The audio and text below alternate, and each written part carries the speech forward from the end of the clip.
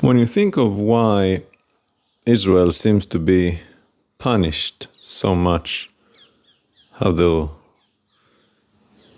judgments and their whooping, while other nations who appear to be even worse than they do not, well, it's not that hard to understand really when you realize that indeed Israel is God's beloved. While it is true that the Lord is the judge of all the earth, well, He is also a husband and a father to Israel. And it is akin to walk in the street, seeing a prostitute. You don't know her, you have nothing to do with her, you just leave her alone. But if it is your wife on the street acting like a prostitute, now that's a different story. See, Israel is that wife.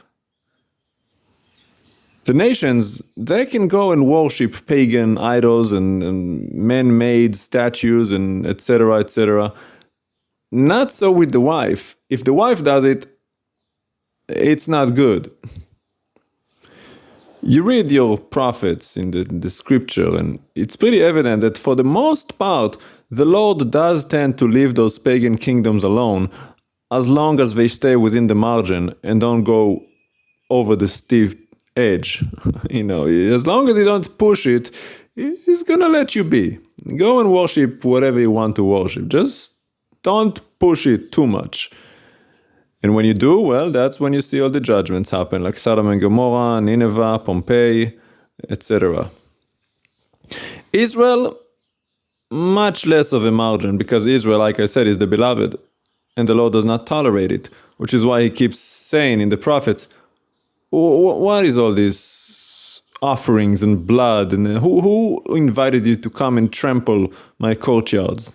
Why don't you just close the door, shut the fire, just go away from me? The Lord is not interested in the ritual. He's interested in the heart. The act is meant to represent the heart, not to be an empty ritualistic act done by routine and tradition. Which is why He keeps rebuking Israel, and why David said, in burnt offerings you do not delight. Because it's not the offering, it's the representation of what the offering represent, which should be your heart and your love.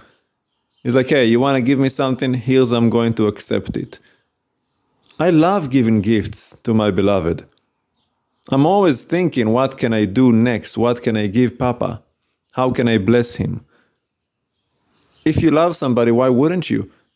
So many of you read it and you think it's a task. Oh, the Lord requires. Why does the Lord need our money? Why does the Lord need? He does not need it.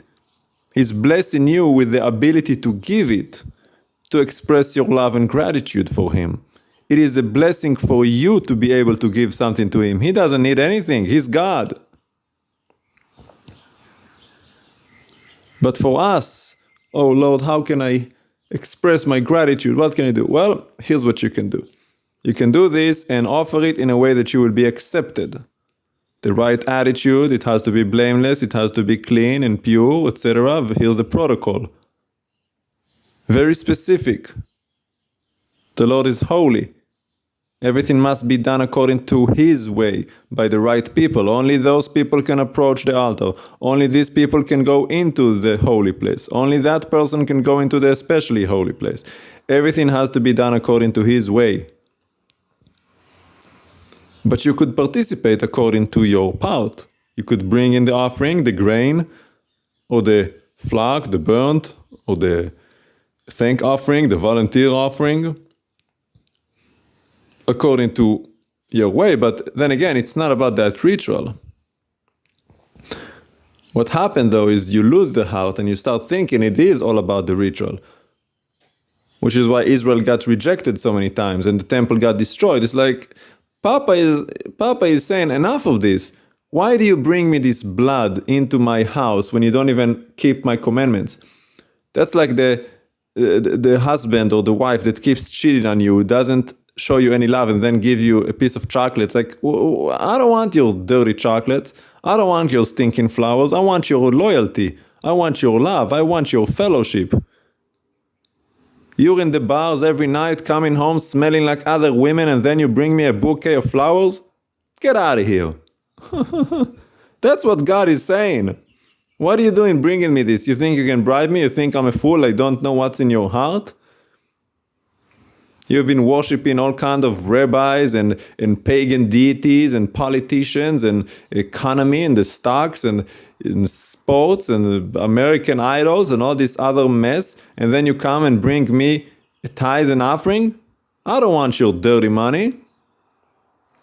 I want your heart. And that's what you see in Israel. You read Malachi, you read Micah, you read Ezekiel, Ezekiel 16. That'll bake your noodle. That's a harsh chapter to read, Ezekiel 16.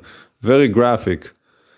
Very tough. But it's the truth. The Lord loves us, and He has every right to complain about us being nasty and wicked and unfaithful because, well, we are.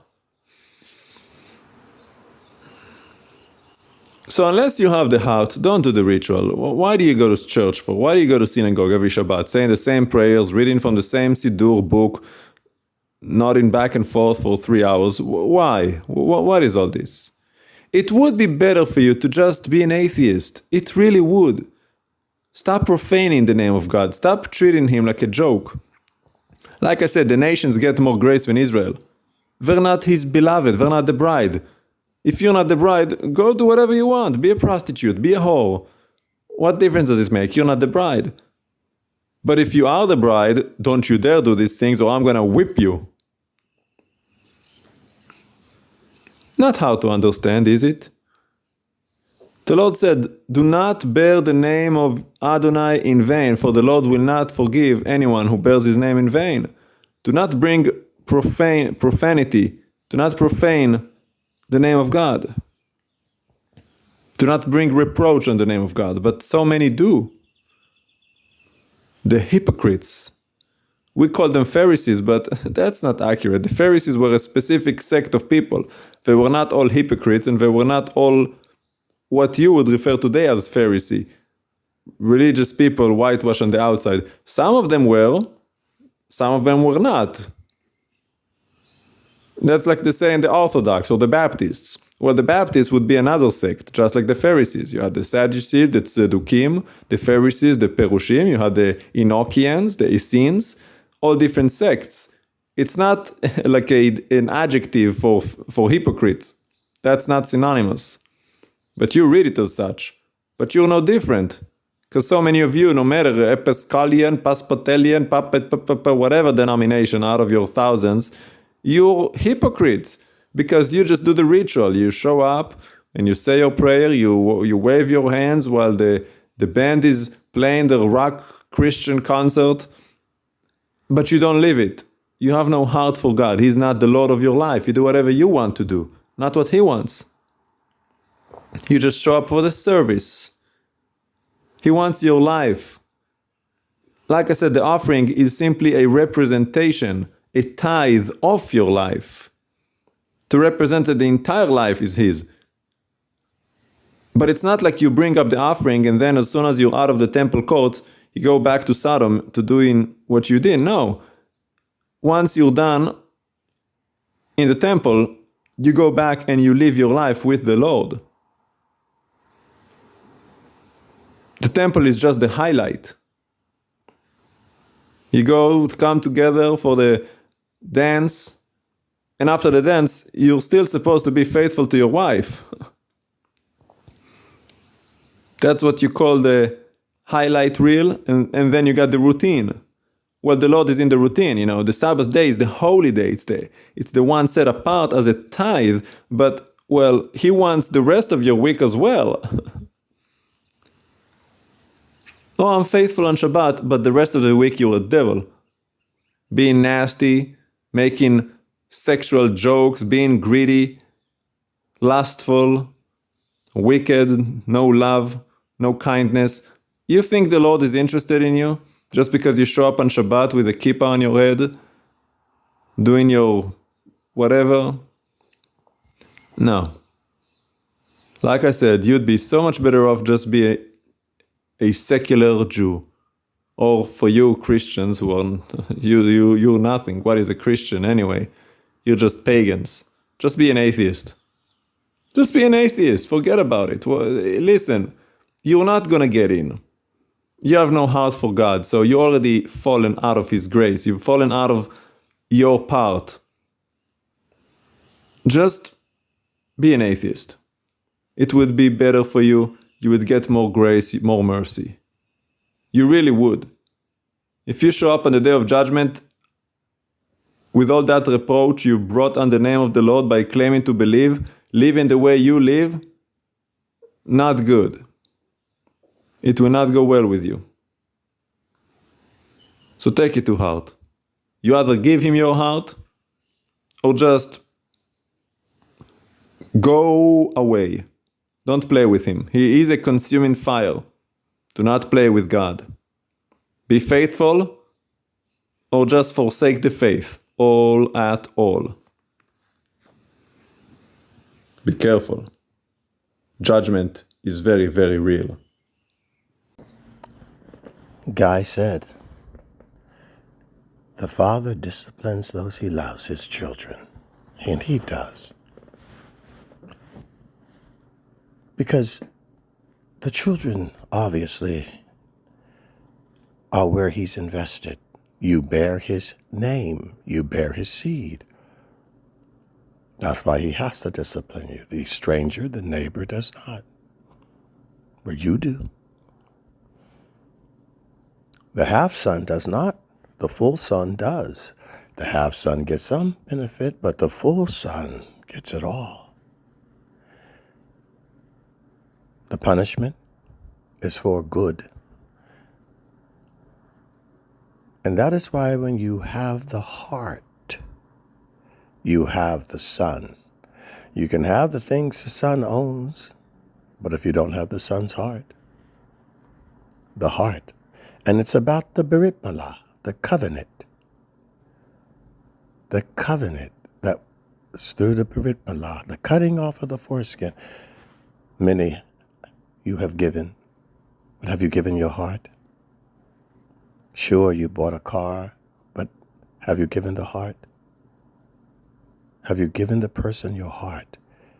It is more valuable, priceless, immeasurably so, innumerable, incalculable, when the person has the heart. No amount of diamonds or furs or stocks or bonds or portfolios or stuff that you buy compares to the heart. It is why it is so important to love the Lord your God with all your heart. If He has all your heart, He'll have all your stuff. Give Him your heart, because you bear the name. And that's why that's important. He is zealous for what? His name. You shall not take my name in vain. You bear my name. He married you and put His name on you. The banner over you is love. He put His chuppah over you. You are under His name, under His license.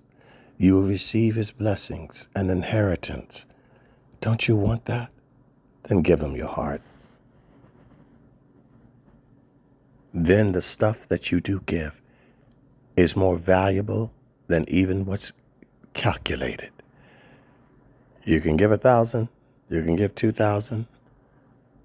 Last night I had a dream that someone had given me exactly $5,100. And it was wadded up in cash, wrapped in a rubber band. I wasn't sure who it was, but I wondered, did I have their heart? Because if you have their heart, $5,100 is worth a lot more than that. Anytime someone gives you something from love, it's worth more than what they're even giving you. Give it in love. Give whatever you give in love.